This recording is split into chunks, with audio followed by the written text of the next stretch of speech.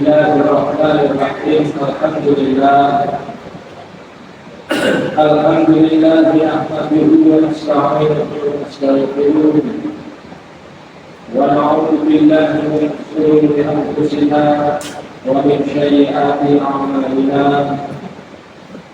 Man yahdihillahu fala mudilla lahu wa man yudlil fala hadiya lahu.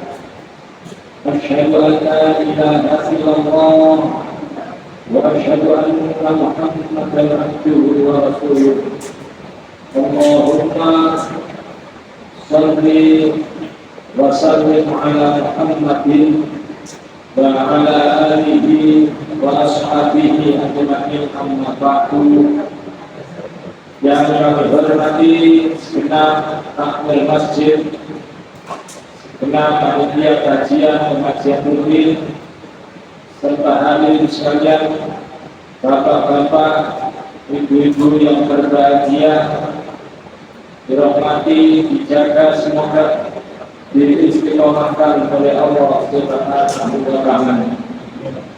Marilah kita bersyukur kita dapat berhimpun di majelis yang mulia ini dalam rangka silaturahmi talabul ilmi.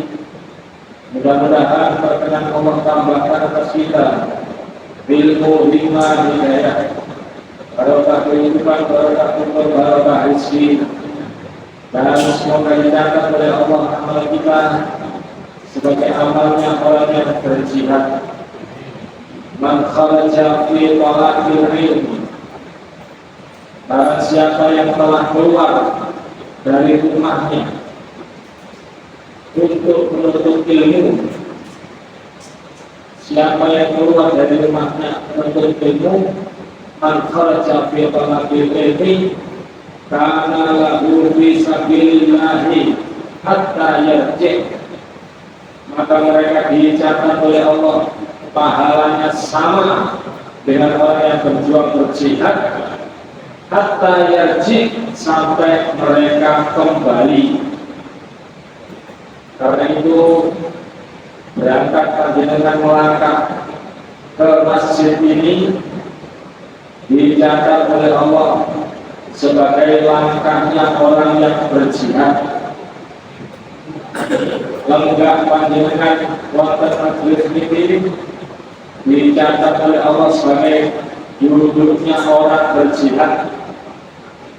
Tapi ngantuknya panjenengan dia dianggap ngantuk biasa,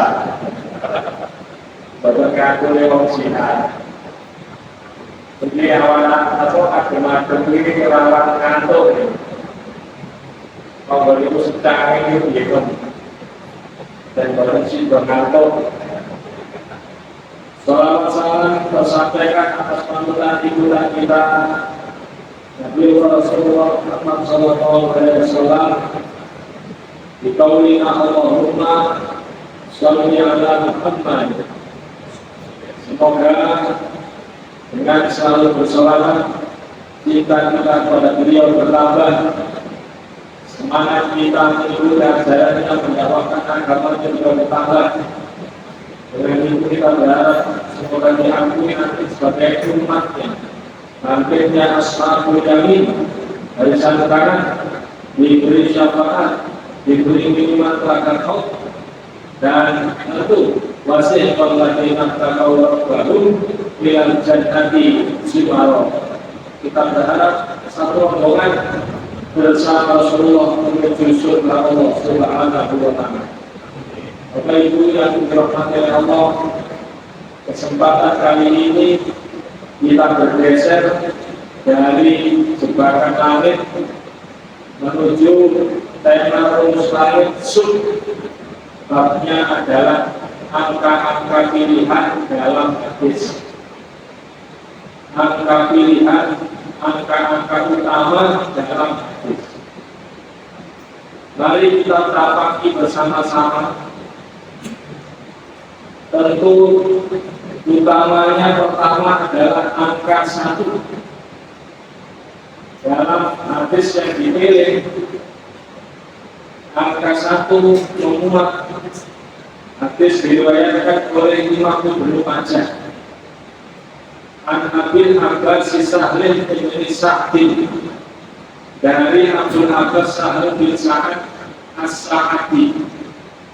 As-Sa'idi radhiyallahu anhu, qala, dia berkata, kata Nabi sallallahu alaihi wasallam adalah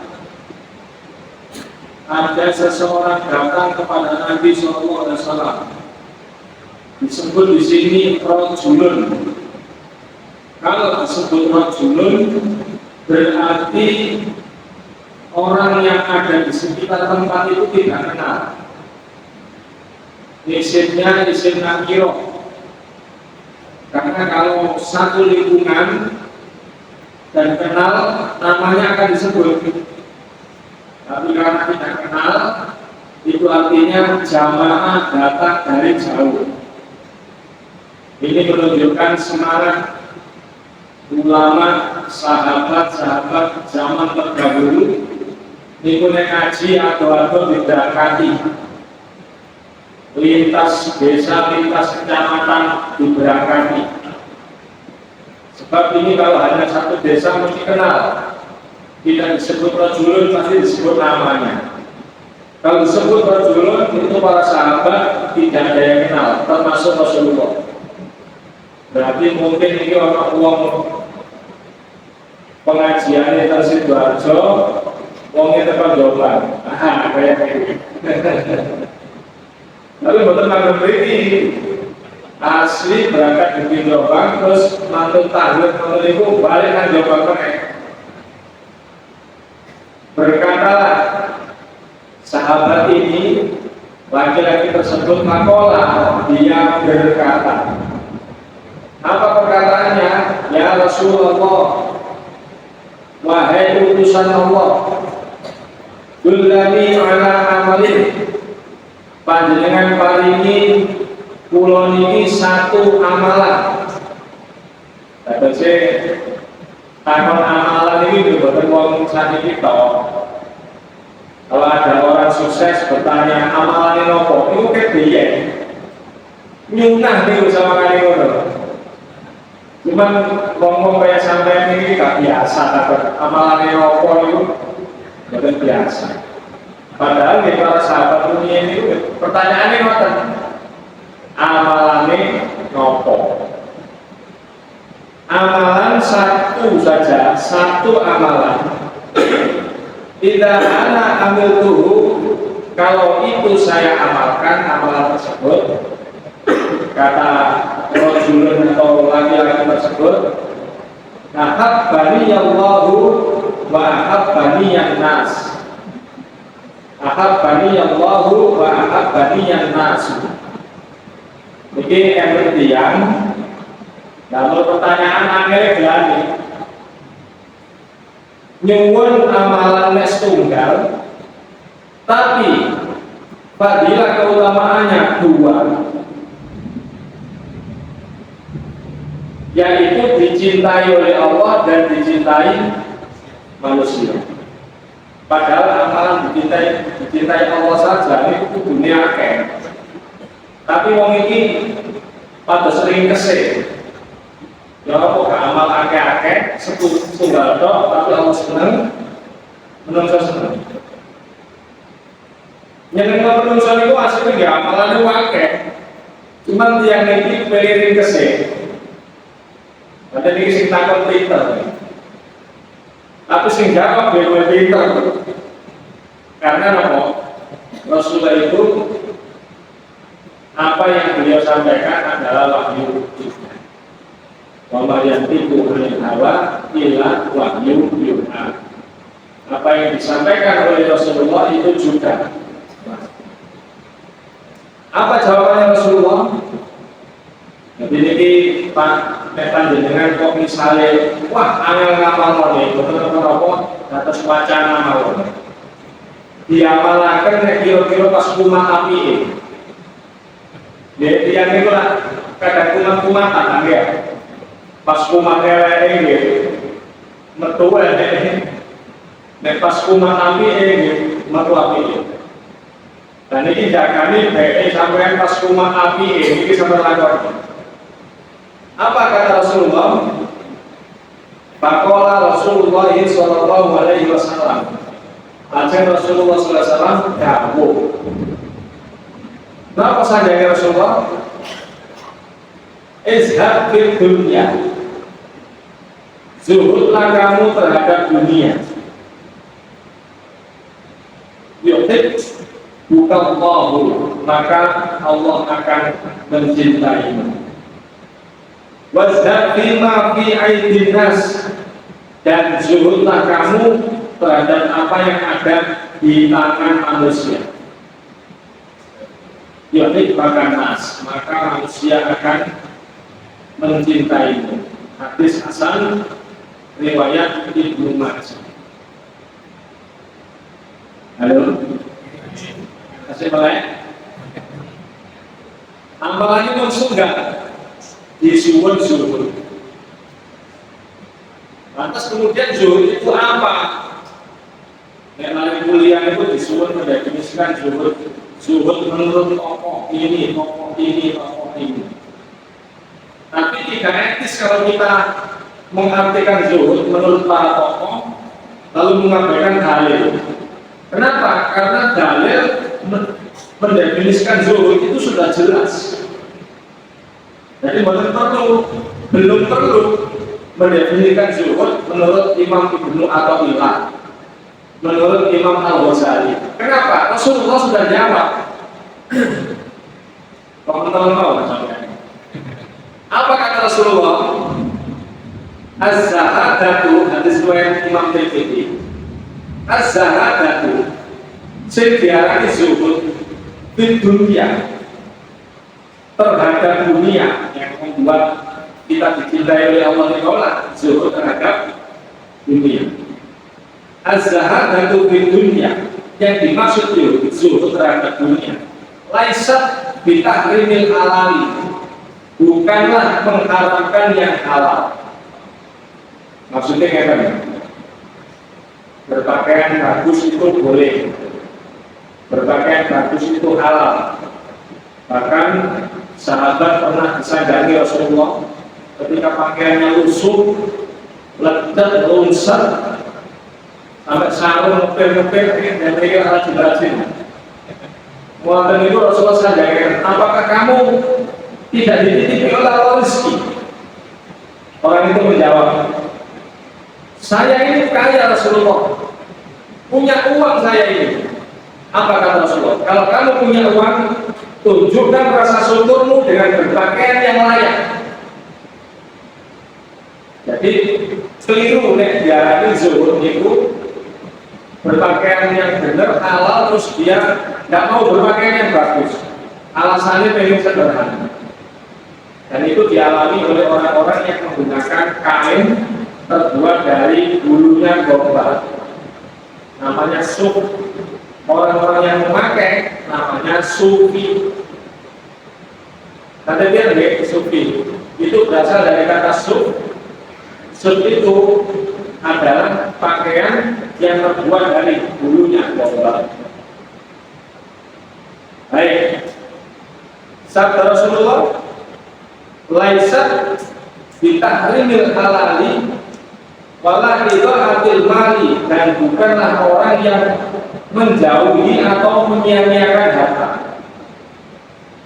Bahkan terus jadi orang zuhud terus gak usah teman-teman balik dunia. Bukan itu kata Rasulullah. Keliru juga yang masih muni-muni. Lalu bagaimana sabda Rasulullah? Walakinna zahadatu, tetapi yang dimaksud dengan zuhud itu zahadatu fi dunya Allah takuna bima fi yadaika, kamu itu tidak merasa mapan, tidak merasa yakin dengan apa yang kamu miliki. Au taqwa mimma fi yadallahi, tetapi kamu itu yakin dengan apa yang ada dalam kepemilikan Allah. Terus saya ngomong itu membawa sugiyo, sugi temenan itu tidak bersandar terhadap hartanya. Dia tahu betul kalau harta itu mudah dihilangkan oleh Allah, mudah dilenyapkan oleh Allah. Dia lebih percaya dengan apa yang ada di sisi Allah.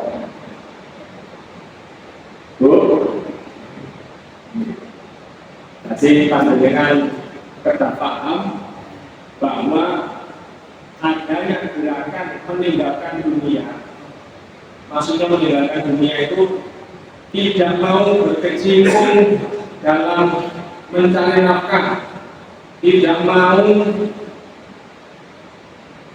berkompetisi dalam kehidupan nyata, boten murun terjun dunia politik. Katanya zuhud boten itu keliru, sandangnya Rasul. Kalian itu ikut hidup di dunia, kok pakai kompetisi dunia, melu kok.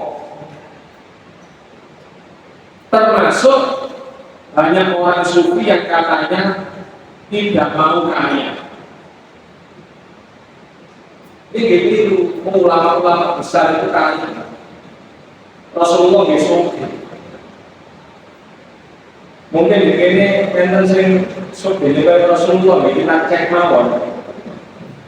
Rasulullah itu pada waktu menikah memberi mas kawin 20 ekor unta betina.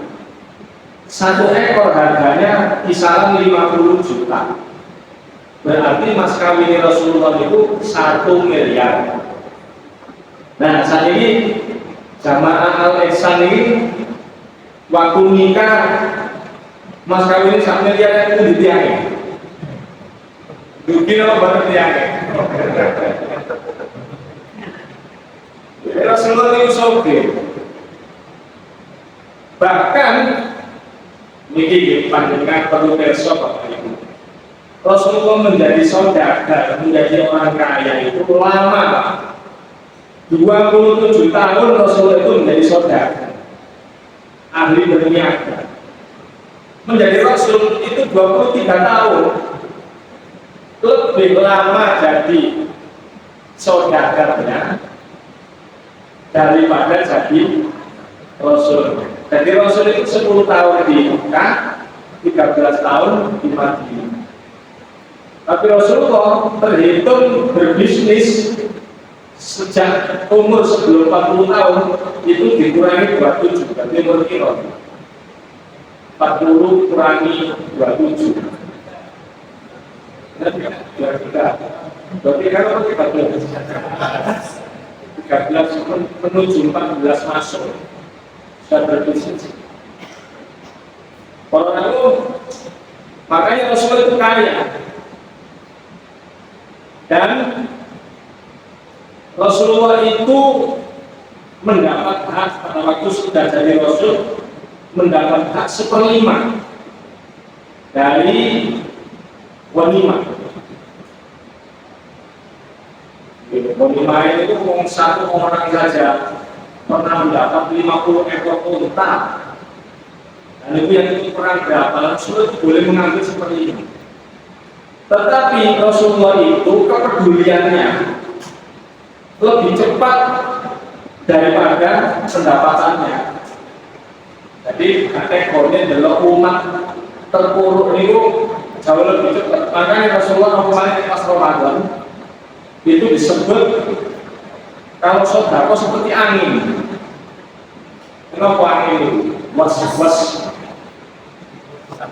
Dan tidak pandang bulu, sampai kok musuh dan bukan gue, pokoknya kayak sobat kok. Oke. Ada lagi namanya sahabatnya Imam Malik, namanya Abu Lais. Ini menjadi ulama, koncoan dari Imam Malik. Oke. Dia kalau berkunjung ke Imam Malik mempersiapkan makanan yang paling enak. Dan yang paling enak itu ukurannya orang Timur Tengah, kurma najwa. Begitu disiapkan kurma sak piring ditenol. Jadi ini juga menjadi dalil Kalau makanan itu jelas halalnya, bahkan yang nyuguhi itu ulama, orang yang punya level baik di hadapan Allah, itu barokah makanannya. Jadi sampai kok datang ke rumah orang yang jelas orang itu bagus akhlaknya, bagus agamanya, disuguhi telah sakit malam. Cuman Abdul Aziz itu luar biasa. Begitu satu piring itu habis, beliau mengeluarkan kantong berisi dinar. Dinar itu uang yang terbuat dari emas. Kalau dirham itu uang yang terbuat dari perak. Dan ini sak piring kurma dihabiskan, diurupi emas sak piring. Jadi uang dunia itu Pak, zaman ulama-ulama terdahulu, ya. Ini pun yang ngomong itu recehan Pak. Jadi ngomong duwe ini loh, bukan recehan.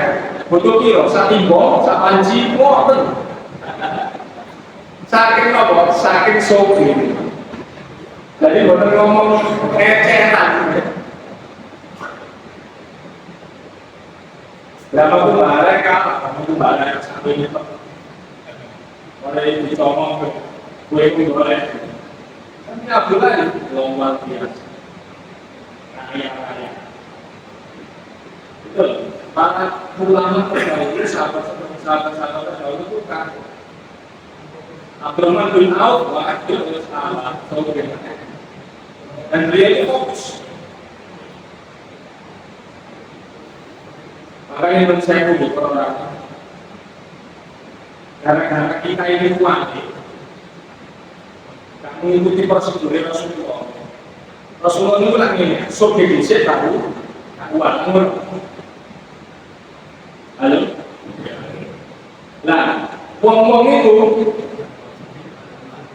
kuat bisa. Kadang-kadang yang boleh duit itu. Tapi nggak mau lah, maksud dilarang ya.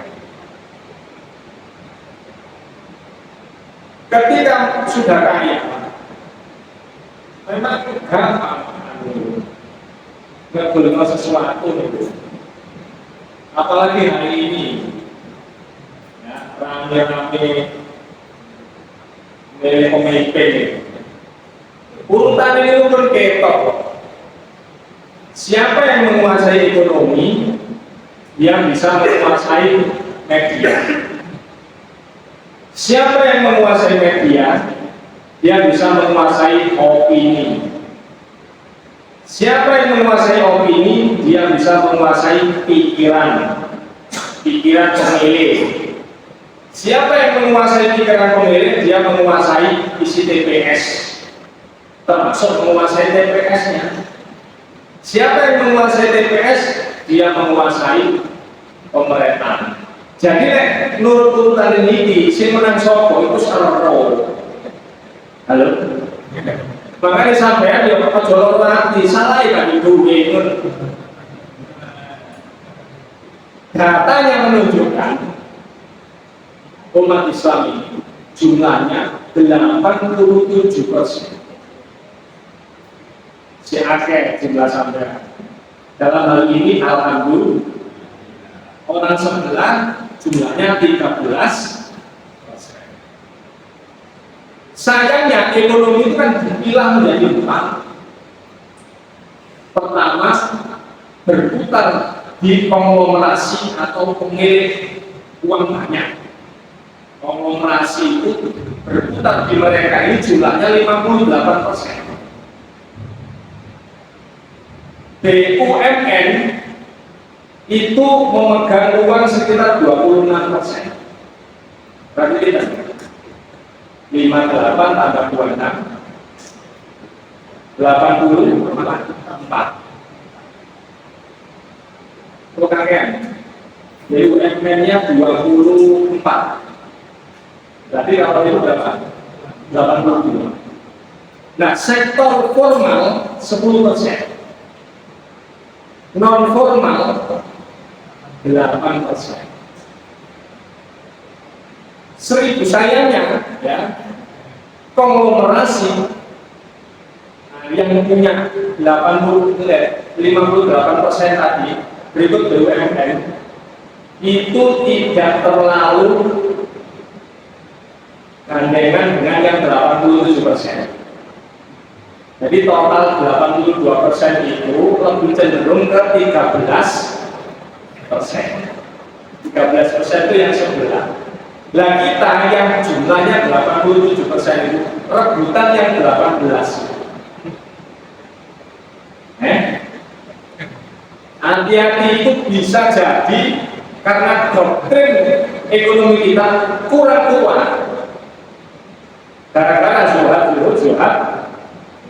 zuhud yang tidak sesuai definisinya Rasulullah.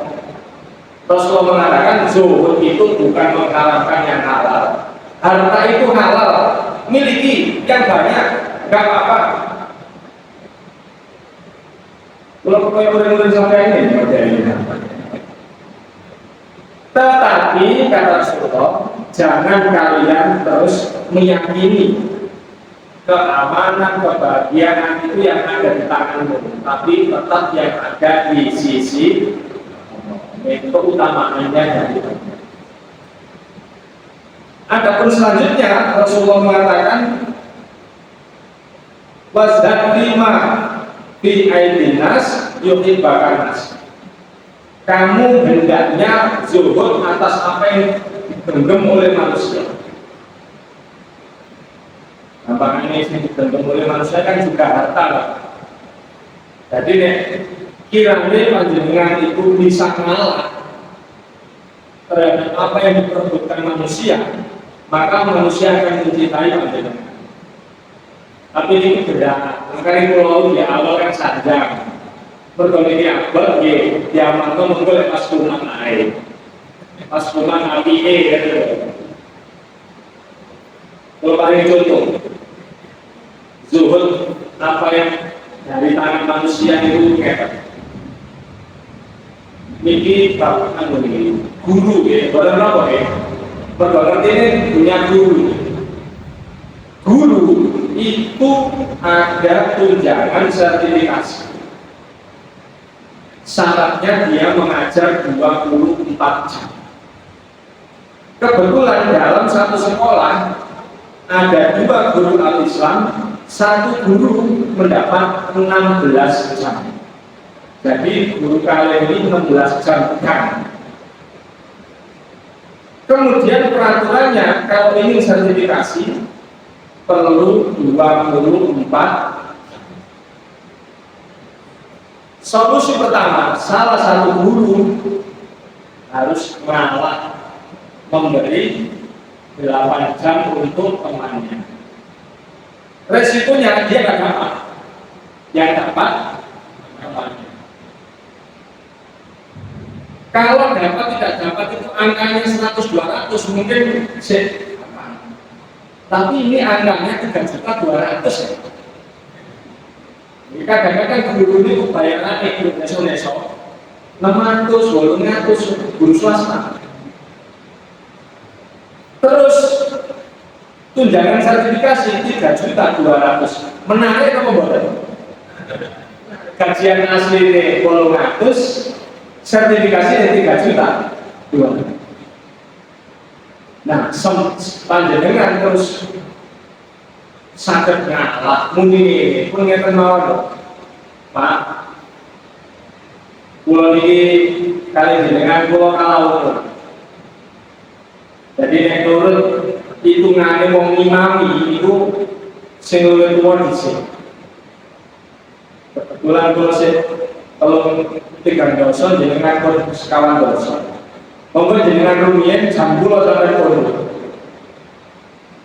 Kalau paling jenengan sing 8 jam itu cek pas 24 jam mungkin sertifikasi bantu jenengan.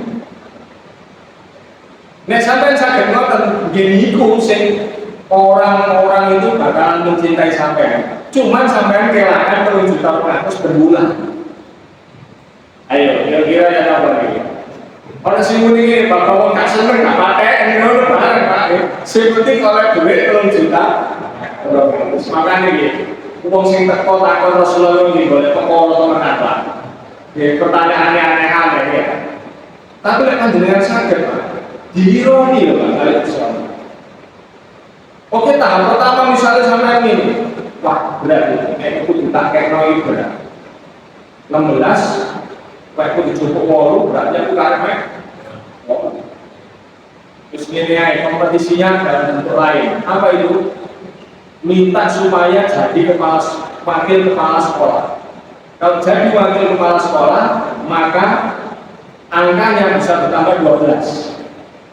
Lolos dia, ya.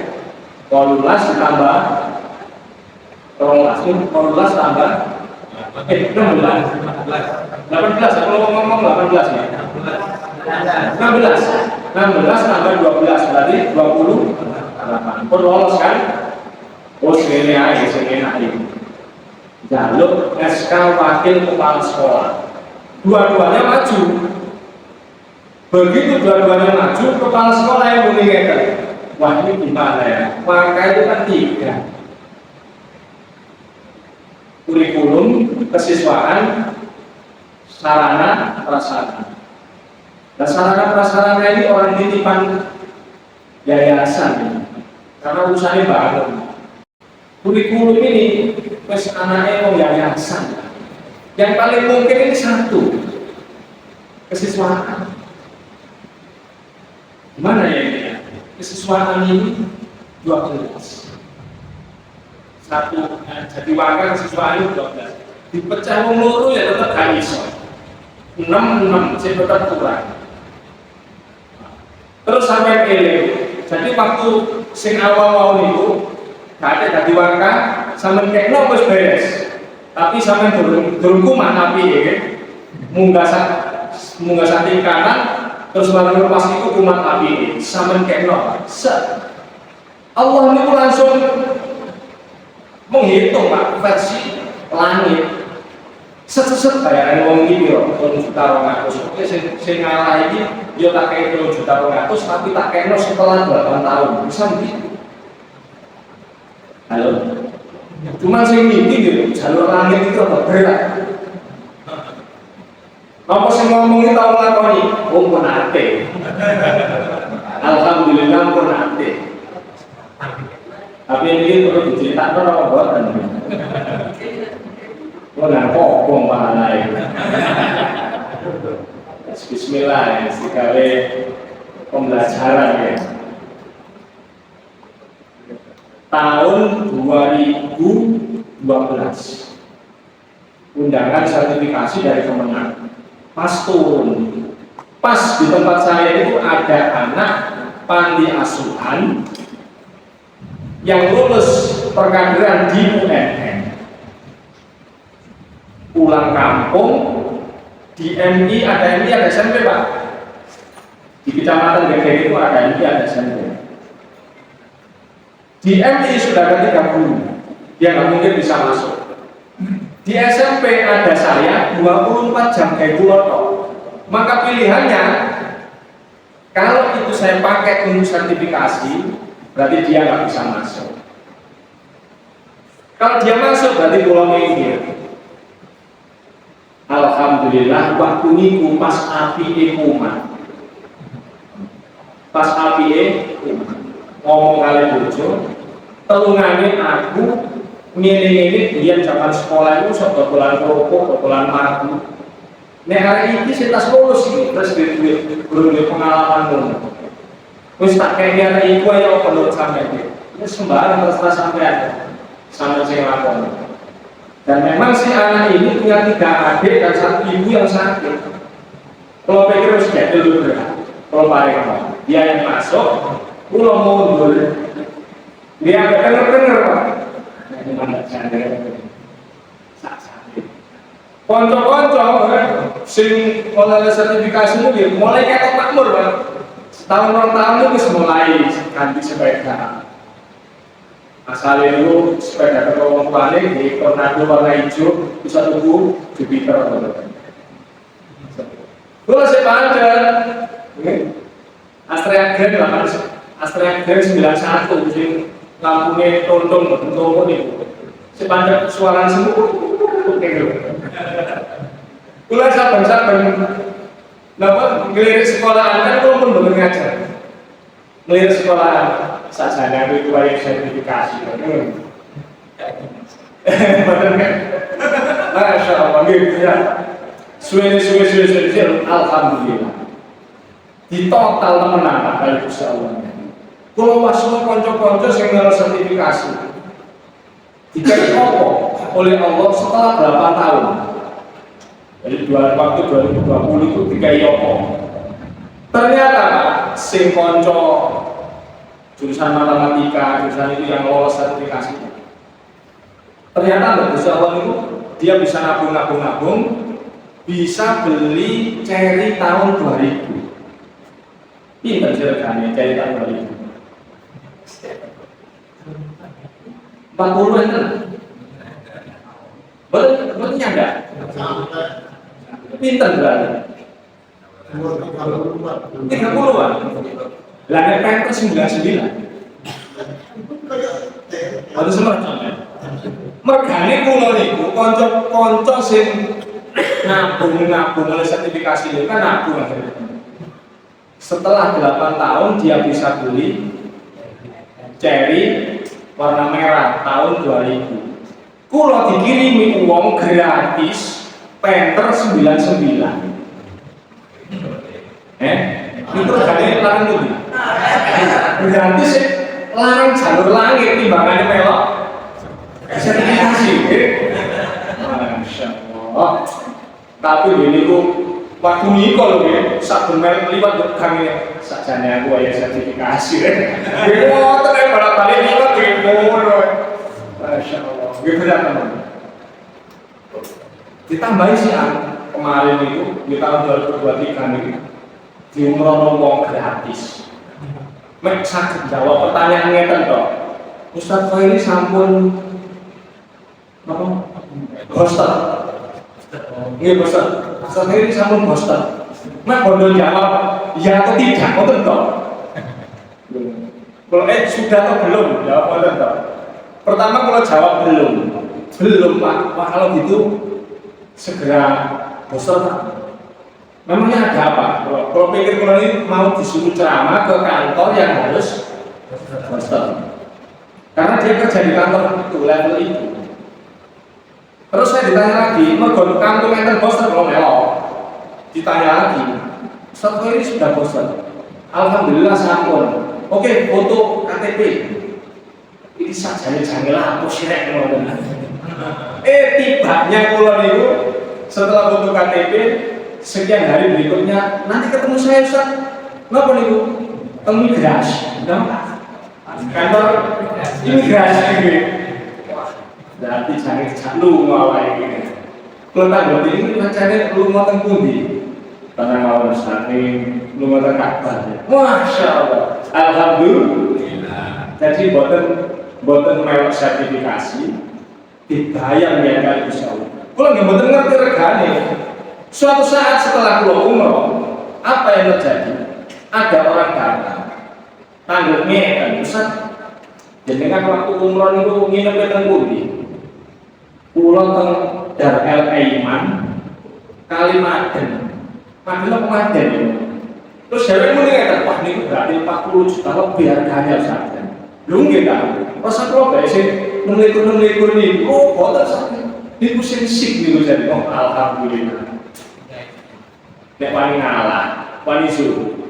Wong iso menang. Wis sampeyan iki nggih semono. Aku ben ditolong Ustaz Khairi. Asline nggih mboten. Niku pas kumat awal. Saiki kon balene nggih, mikir biasa nggih. Mikir maneh niku ono peristiwa maneh nggih.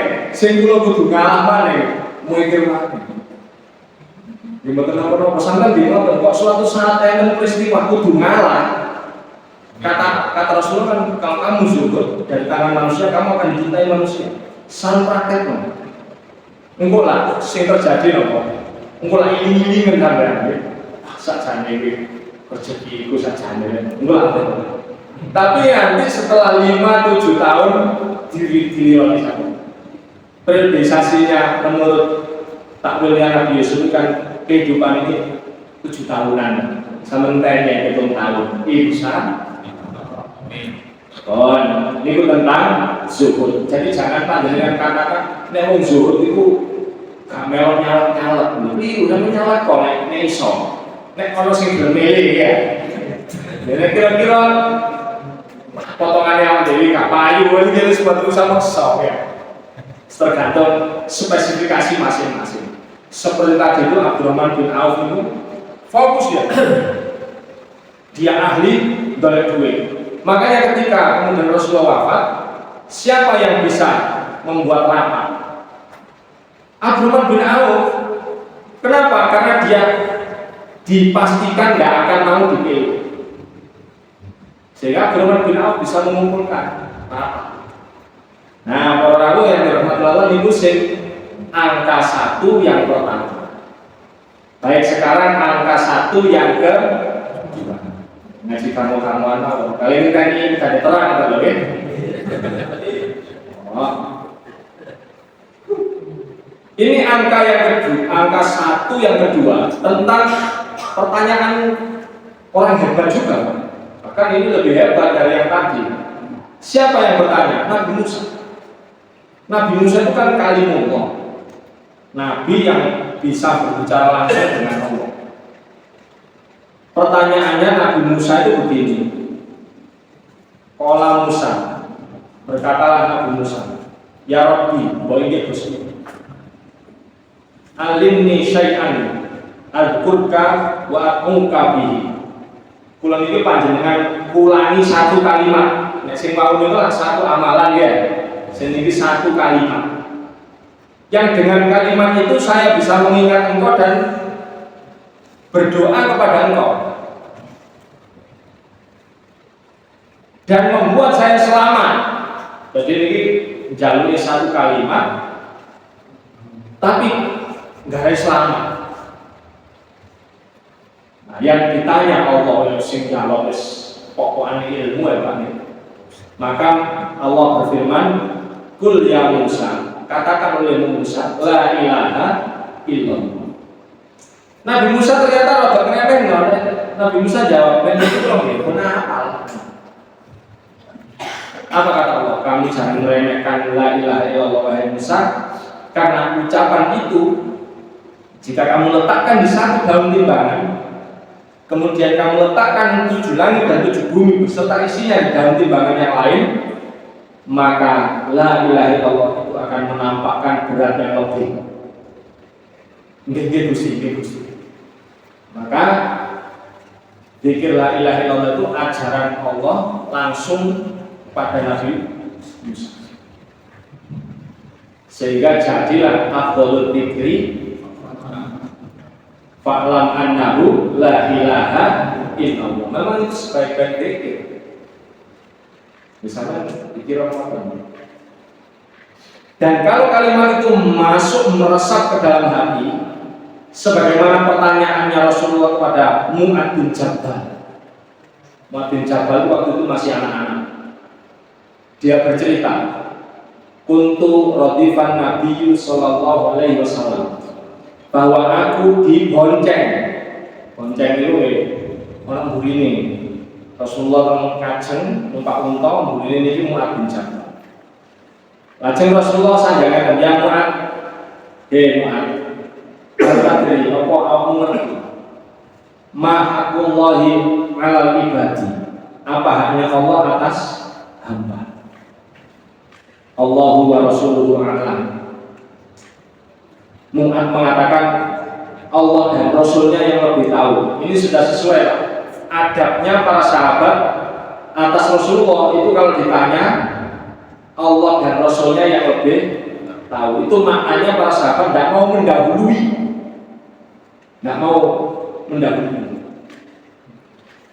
Rasulullah menjawab, Haqqullahi 'alal ibadi. Ketahui wahai Mu'ad bin Jabal, haknya Allah atas hamba, anta'buduhu, kamu sembah Dia Allah, wala tusyriku bihi syai'an, dan jangan kamu sekutukan Allah dengan sesuatu pun. Lalu ditanya lagi, hal tadri, apakah sekarang kamu tahu mahakul ibadi Allah, apa haknya hamba atas Allah? Lantas dijawab lagi, Allahu wa rasuluhu a'lam, Allah dan Rasulnya yang lebih tahu. Lantas Rasulullah menjawab lagi, hakul ibadi Allah, hakul ibadi Allah, haknya hamba atas Allah, lam tu'adzibhum abadan. Dia yang sudah mendawami atau benar-benar gecoi la ilaha illallah tadi, yang menyembah hanya kepada Allah dan tidak mensekutukan Allah, maka kata Rasulullah tidak akan diadab selama-lamanya. Sementara di akhirat itu sabda Rasulullah, ma ba'da dunya daro. Nanti setelah dunia yang ini, di akhirat nanti itu sudah nggak ada tempat lagi, ilal jannah awinah, kecuali surga atau neraka. Kalau orang sudah tidak diadab di neraka, sudah pasti dia akan di surga. Jadi dulu Pak, pelajaran tauhid itu benar rokok kok saniki. Bingung itu gampangnya kalau itu pokoknya menyembah Allah. Kamu sholat, menyembahmu itu caranya dengan sholat. Sholat di atas ngoten niku. Dan kamu tidak mensekutukan Allah. Kalau kamu yakin Allah itu maha memberi rezeki, ya gak perlu ngingu berputut sing gak iso. Ya gak perlu gawe akik sing gak kebal. Gak perlu sosok lambe sing gak laris dagangan. Gak perlu. Kalau sudah seperti itu, hadiahnya akan diberikan oleh Allah. Semudah itu. Saat ini bilang pelajaran tauhid ada robot nih YouTube niku. Perdebatan. Apa yang diperdebatkan? Aina Allah. Di mana Allah? Kalau itu disampaikan kepada Mu'ad tidak diberi perangkat jawaban untuk bisa jawab itu. Tapi Mu'ad bin Jabal termasuk sahabat yang pasti masuk surga. Halo? Berarti kalau syarat masuk surga itu harus bisa menjawab di mana Allah, Mu'ad gak takut. Nyatanya Mu'ad takut masuk surga. Termasuk menurut saya ini bacaan ini. Termasuk Mu'ad juga tidak punya perangkat untuk bisa menjawab berapa jumlah sifat wajib bagi Allah. Sing 13, sing 20 nih. Tapi Mu'ad masuk surga. Jadi tauhid akidah di masa Rasulullah itu mudah banget. Misalnya ini sing ngomong. Jadi ayo nama di mana? Mainkan saya ngomong di atas arsy. Itu pemahamannya siapa? Imam Ibnu Taimiyah. Di atas arsy dan pengikut-pengikutnya.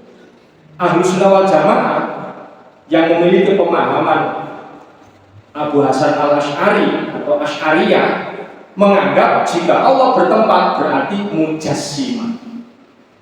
Mujassimah ditolak keimanannya. Lu coba. Lah, ngeluh mikir niku ya.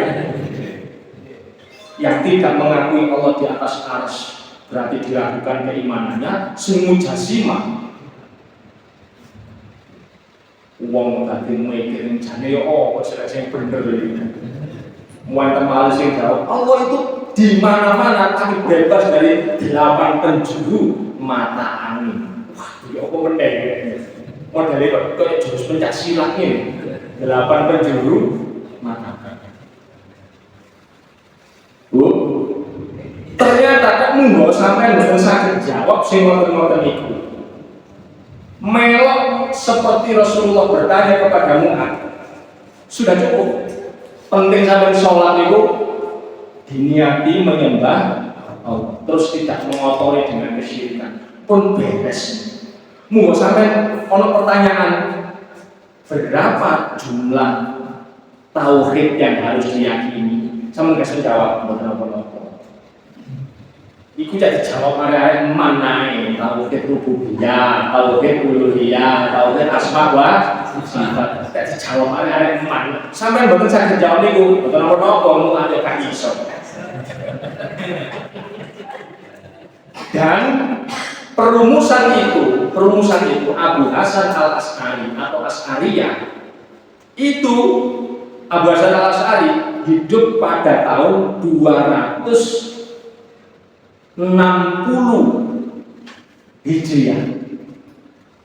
Rasulullah itu kan hijrah di usia 50. Ya. Kalau sejak usia kenabian berarti 50 ditambah 260 masanya dengan Rasulullah. Berarti, oke, kalau misalnya Rasulullah itu hijrah di usia 50, ya kan? Kemudian Abu Hasan Al-Asy'ari hidup lahir di 260 Hijriah. Berarti selang berapa tahun? Nah, sekitar 250. Lah kalau perumusan Ahlussunnah wal Jamaah itu menjadi acuan kebenaran akidah, berarti orang yang hidup 250 tahun sebelumnya setelah Rasulullah diutus dan sebelum Abu Hasan Al-Asy'ari hidup berstatus apa tauhidnya? Wong gak iso jawab. Halo? Makanya sampean mboten usah bingung. Delok YouTube Allah di mana? Sekali lagi, wong wis dikandani, jangan membahas zatnya. Wis padha rone kali iki dibahas ae. Makanya sampean mboten usah bingung mikir iku. Penting sampean sholat, harus bener, tidak syirik, yang gawe bangun. Setuju? Tambah wong-wong sing ruwet mari mikir perbedaan madzhab. Mikir perbedaan itu jauh lagi setelah masa firqah, jauh. Lah kalau kemudian bermadzhab itu menjadi keharusan, terus ya apa nasibe wong sing hidup lalu meninggal sebelum berdirinya madzhab. Nanti wong-wong itu. Ini kalau dibawa lagi ke sebuah pergerakan supaya panjenengan itu tidak sampai kebingungan. Ingat pergerakan itu cara, alat, sarana. Ingat sih. Komentar sing paling tua kan 1912. Setelah itu kan ada 1923 gambare podo. Gambarnya podo. Setelah itu muncul 1926. Lah sih. Bagaimana orang yang kalau sampean sendiri mempersyaratkan loh. Pokoknya gak melok iki, mengko gak ono sing jawab lho. Sampe nek melok iki kok sampean ditakoni jawab kok ngene. Mungkin dijawab Kiai kula lah nek sing ngene. Terus ya opo sing tahun sebelum tahun 1926 atau yang sebelum tahun 1912 sing jawab sapa? Terus apa dadi gak selamat? Lah ini bagaimana dengan kakek moyangnya yang bernama Sunan Giri yang di atasnya Syekh Maulana Ishaq sama mempersyaratkan itu. Ya apa sih wong-wong itu? Olah apa munculnya madzhab Asy'ari untuk menyamankan umat. Dan imam-imam madzhab dulu itu tidak pernah memproklamirkan diri sebagai imam madzhab. Mereka itu hanya mencoba berijtihad memudahkan umat. Ben ngerti cara sholat itu ini. Lalu kemudian ada yang beda. Gak apa-apa padha imam itu gantian melakukan madzhab milik yang lain. Kok sampai tadi rawat mikirin. Rasulullah itu ketika dihadapkan pada satu persoalan beliau memilih yang lebih mudah. Lah wong senang milih sing abot. Nggih. Nek kula mboten milih sing abot-abot. Oke. Hadirin para ulama yang dirahmati Allah seperti biasa. Pembicara yang baik menyampaikan dimengerti di paham. Tapi pembicara yang bijak itu berhenti pada waktu yang tepat. Ini ya, kok mau jalannya. Baik, saya akhiri dulu, barangkali ada pertanyaan nanti bisa setelahnya. Saya akhiri, billahi fisabilil haq nun wal qalami wa man yasturun fastabiqul khairat al birru man yattaqo nasrullahi wa fathul qarib la haula wala quwwata illa billah. Wassalamualaikum warahmatullahi wabarakatuh.